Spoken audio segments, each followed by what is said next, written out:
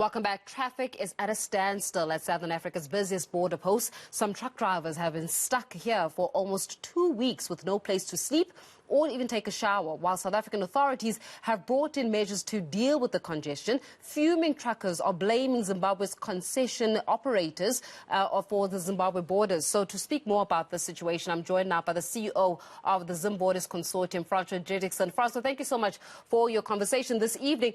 Talk to us about what exactly is the hold-up at the Beitbridge border post? Good evening. Yes, it's a combination of several factors, to be honest.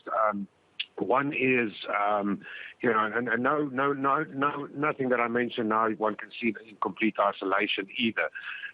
It's almost like a little bit of a perfect storm that developed in the sense of, as you will know, South Africa and Zimbabwe for several months has had hard lockdown restrictions in the sense of working hours, curfews, etc. Passengers not freely allowed to cross the border other than the transporters.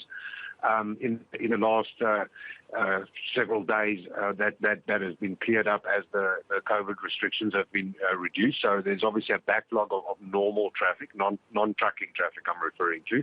Yeah. On top of that, you have had a situation where the transporters during that curfew time that I'm referring to, their runners and agents, etc., weren't permitted to work in the evenings. Yes, there's a case to be made that they could register as essential services, but the crossing of the border for a lot of those runners became very difficult.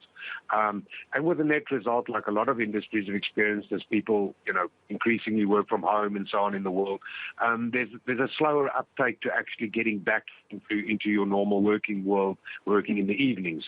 So that played a role, which is all of which has been released, but it hasn't instantly come back. So west on the Zimbabwean side of the border is a 24-hour operating border. You weren't in reality, for some time now before we took over our operations on Monday last week, where there's been some developing backlog, if I may use the expression. Progressively day after day, a lot of these queues, started growing and growing and growing. Yeah. On top of which, just to interject there, though, Francois, just for clarity's sake, you're saying that there's been developing backlog.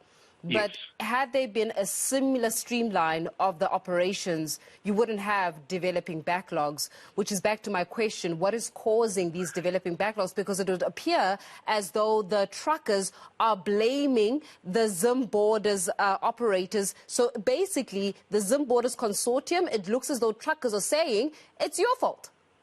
I'm fully aware of the fact that there are certain of them saying that.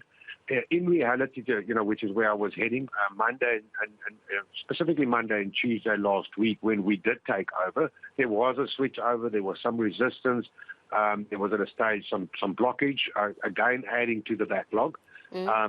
And, where we've ended up, a few days later is the actual processes inside of the border are flowing fairly, in fact, very smoothly at the moment.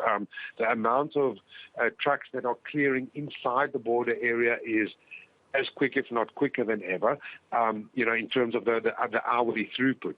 The problem we've got is we've got this massive backlog that has to now work through the system that was built up over several weeks. Now, I fully, sympathize and understand, often when there's change, it creates some anxiety and it's an easy thing to blame. The realities are the processes inside the border requires everybody's cooperation. I can confirm for you, myself, my team have worked around the clock and continue to do so. The government officials have been, very much a good partner at the moment because there were some errors that needed to be fixed. Everybody fixed them as quick as humanly possible. So then who is not cooperating, Francois? I mean, you're saying that everybody must cooperate, but who's not cooperating with you guys so that you can allow for the seamless streamline and the flow of traffic? I mean, listen, as I'm speaking to you right now, I'm sure you can appreciate the fact that if you've got truckers that are saying they have been stuck there for a few days, they've not managed to have a shower, it's hot, in some areas hot and humid. These are conditions that are not conducive to anybody, any working conditions. So if they're blaming you for this, anything happens to any of those truckers, you and I know for a fact that you're going to be held liable for it. So who is not playing ball with you guys? No, this is what I'm trying to explain to you, is in the sense of, we have to do what we have to do, and we are and will continue to do so. We also obviously need the agents and the runners, and we are talking to them all through the evenings to fully. They have been coming back in the evenings, but slowly. They need to, bring their side. On top of which, the actual transporting companies and drivers need to make sure that their paperwork is correct. We've got a facility which allows for pre-clearances. So, we've got numerous of our clients that are arriving at the border, pre-cleared their trucks, paperwork is in order. They're in and out of there in minutes. Okay, passports get stamped and off they go, basically. So for the border to be as efficient as it's going to be, everybody's got to, play their part in making that possible. So is it the truckers' fault? Are you saying that the truckers there must actually hold responsibility for this? No, I certainly don't want to be standing here saying, I'm not blaming the truckers. I don't want to be understood as that at all. I'm saying change brings, as I said, change brings sometimes anxiety and the likes, and we require everybody from our side. We have to do, as more every single day, which is why the team is basically not sleeping and making sure that happens. But we also require, if a transporter, I'm not blaming them across the board, but certainly a lot of them are very organized. But so then when are you going to get all of this cleared then, Francois? Because it appears as though this backlog, as you're mentioning, is causing some severe panic across the board. And obviously, when it comes to deadlines being met, that goes out of the window. And most importantly, just the conditions, right? The conditions under which these truck drivers are at are not conducive to any form of proper employment conditions. So when will we be seeing this issue, this delay being cleared? It's obviously very difficult to predict because the backlog is quite extensive, as you probably have seen. And because a throughput through a border has a sort of a maximum effect. My view is this will take several days, okay, to get completely caught up, and then one has to keep it efficiently at that point. So when you're saying several days, Francois, are you saying that truck drivers will have to sit there by the border on the side of the road in the scorching heat in the middle of summer because, and that will be for several more days? Is that what we're saying? No, what I'm saying is that the transporter arriving, let's say this evening, okay, there is a queue in front of him. That queue can't miraculously vanish tomorrow morning. Okay, those transporters have to go through the system, and all you can do in reality is work the queue off as fast as possible as a vehicle can actually go through a border post, and which will progressively diminish that queue and the time that it takes for a transporter to stand there. There is no physical way that the queue can just vanish in a minute. It's just not possible. I hear you, Francois, but I don't think we are understanding each other. It still does not explain why is it that we've got truck drivers that are saying you guys are to blame as a Zimborders Consortium for the delay that is being experienced. You've just said that also if the truck drivers had their documents in place, then the process would go through quicker. When I ask you, are the truck drivers to blame, you say no. So who's not to blame? Who's to blame them? If not the truck drivers, if not the Zimborders Consortium, is it the officials? Are there way too many corrupt officials at the border posts that are delaying the process of truck drivers just moving on with the process? At the end of the day, someone takes accountability for the amount of trucks that are standing still. Who is that person, or who are those individuals? I suppose, at the end of the day, the person that holds the account is myself and the government in reality. But my point is, I can't, I don't agree that you say it's all truck drivers at fault. I don't agree with that. Okay, it is a small element of them, okay, that is not doing it. But the problem is, if one of those elements is in the front part of the queue, he keeps everybody up behind him up. Now, I mean, I can tell you that I've witnessed myself over the last few days, especially with some of the truck drivers are starting to show up those that are not, playing ball, for lack of a better expression, and let's use an example where their paperwork, etc., is not correct, which, it's taken a few days, but some of them are starting to show those companies or individuals up because they are, not assisting their colleagues in reality. They're making their colleagues' lives worse. Again, at the end of the day, the responsibility is with us to get this fixed and to get everything, let's call it back to normal as fast as possible.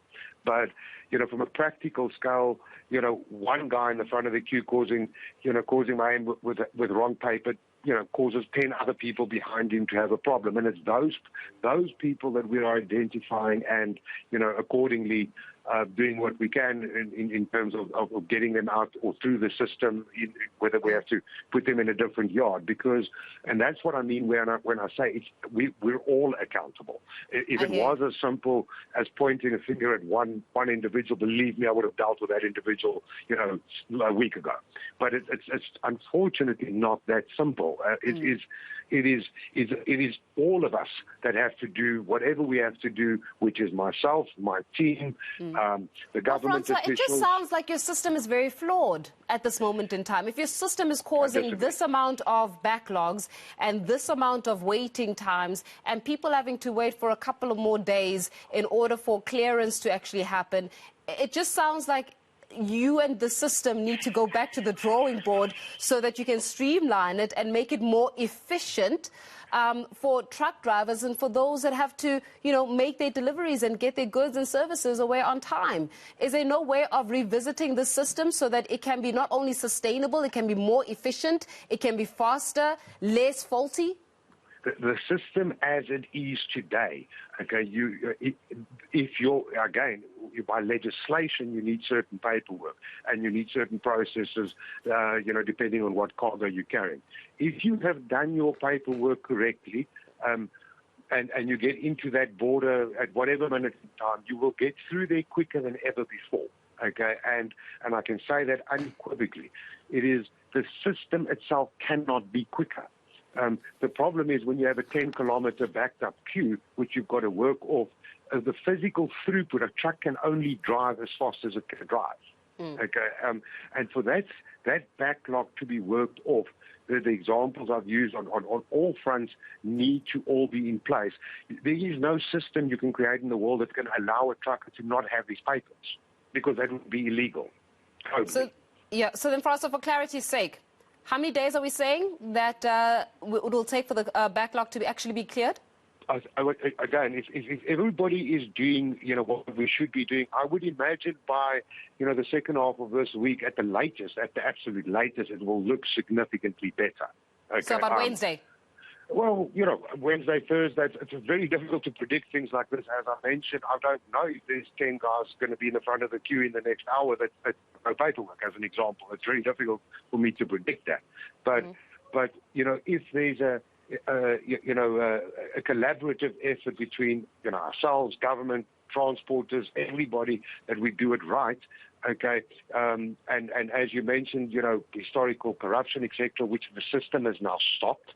Okay, obviously some people need to adapt to that, and there's no reason that you can't be, back to normal in 3 or 4 days' time. There's no reason to, but that requires, as I mentioned to you, so by Thursday that everybody has played their part, and then we will be there. All right. Hopefully by Thursday, if you and I ever have this conversation again, you will have a clearer system. We'll leave it there for now. CEO of the Zimborders Consortium, Francois Diedrechsen. Well, to the story.